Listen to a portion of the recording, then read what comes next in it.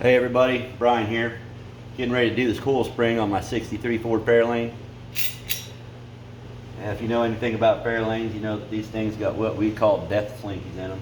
Some of the tallest coil springs around in the front end of the car.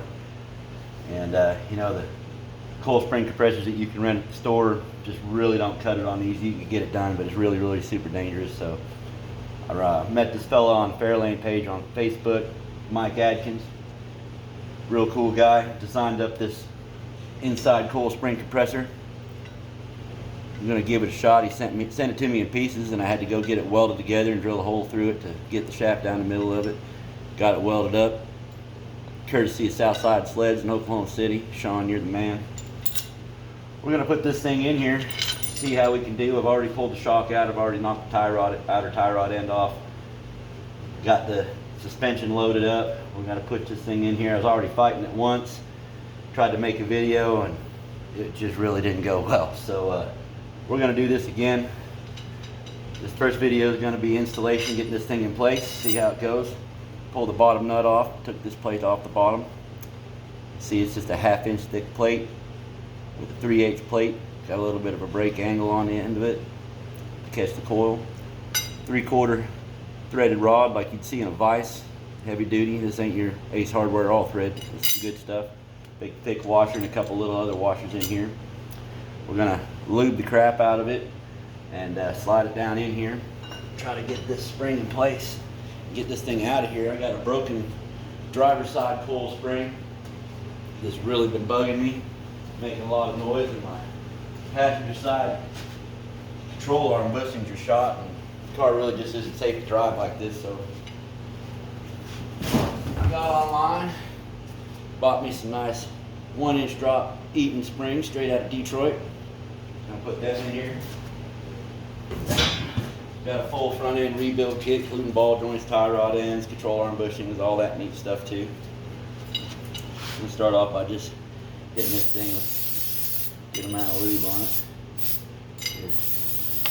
Nice and wet, and we'll even put more on it now, but I'm just getting a start on it because you want plenty on there where it's running down on that bolt. Beautiful, just beautiful. All right. What I'm going to do is I'm taking the shock tower. Go ahead and put it in here first. And I'm not putting that shock tower on the bolts first. I'm just getting it in here because I need to be able to push this thing around at an angle. So I'm just going to drop it in the hole, leave it in place, not putting the bolts on there yet. Set it right there. Now, we got to get this bad boy in as low as we can. We're going to go at this bottom over here. Bad boy up in there just like that. Alright, now get it in place. Now, my hole on my plate needed to be 1 inch. I only had 7/8 fit, so this is a pretty tight fit. What I was fighting earlier, but I figured out if I took the shock tower off, I had a little bit more room, just enough to thread this bad boy down in here.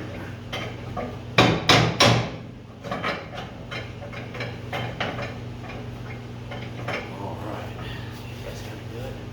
Put this up into here.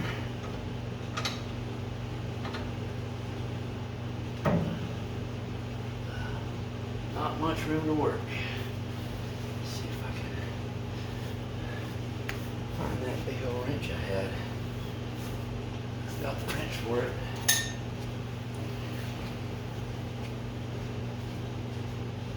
Always be prepared, kids. Have this stuff within reach so you don't have to walk across the shop to get it.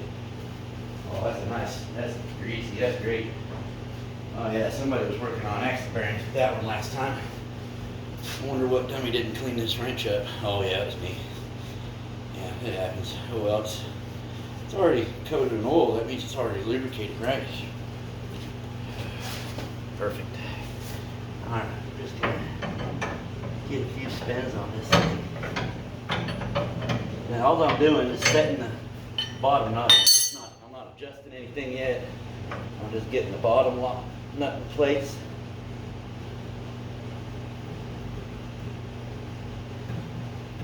Zero clearance to work with my fingers in here, so thread it up on there. I'm going to try to get like a 1/4 inch or so of that thread sticking out.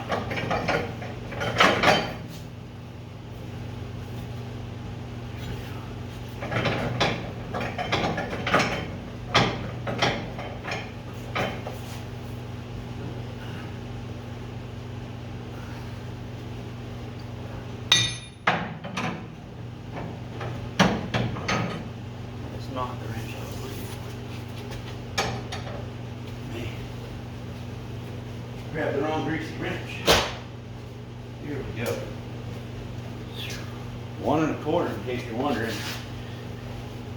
Guess I could have checked that first. Here we go. Watch that pristine paint, right? Don't worry, my paint is not nice.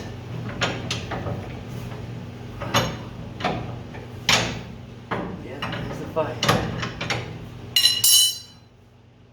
on in there.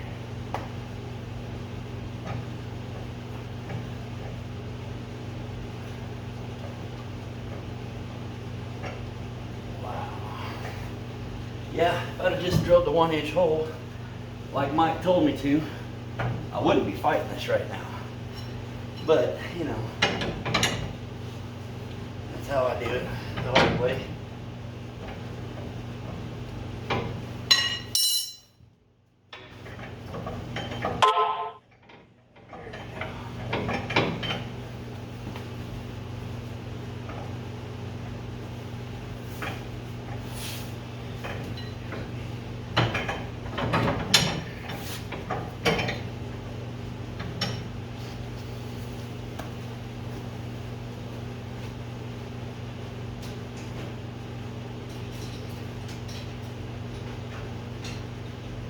Alright guys, just gotta get something to put through this rod up here, keep it from turning. Something smaller. And something to hold onto that threaded so I can kind of booger my threads a little bit down there. Being impatient, trying to use a hammer on it. We got it, here we go. Through there, down here.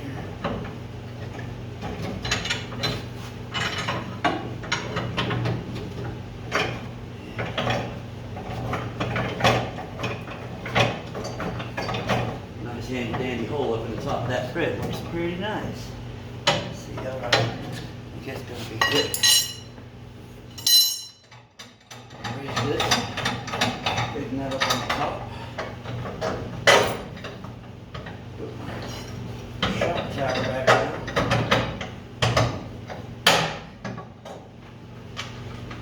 Ooh, doggies.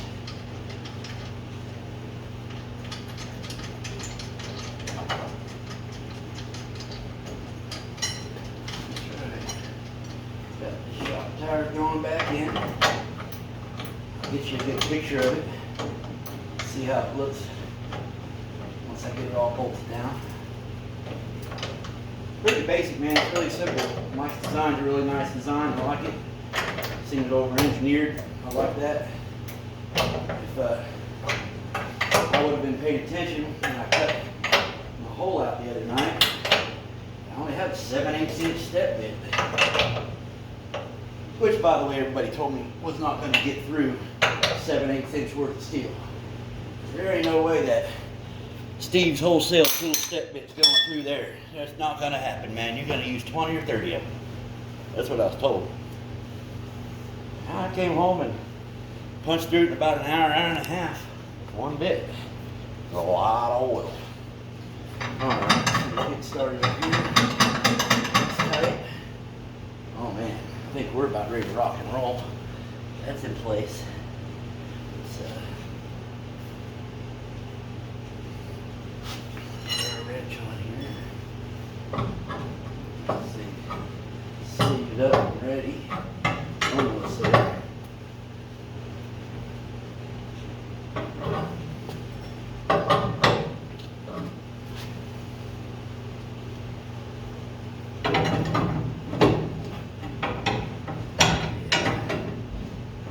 Boogered them threads up. I should have pulled this thing around. Just want to get it tight up against the plate is all. should just screw right up there, but of course, I'm impatient. I messed up my threads. I did it myself. That's what I usually do.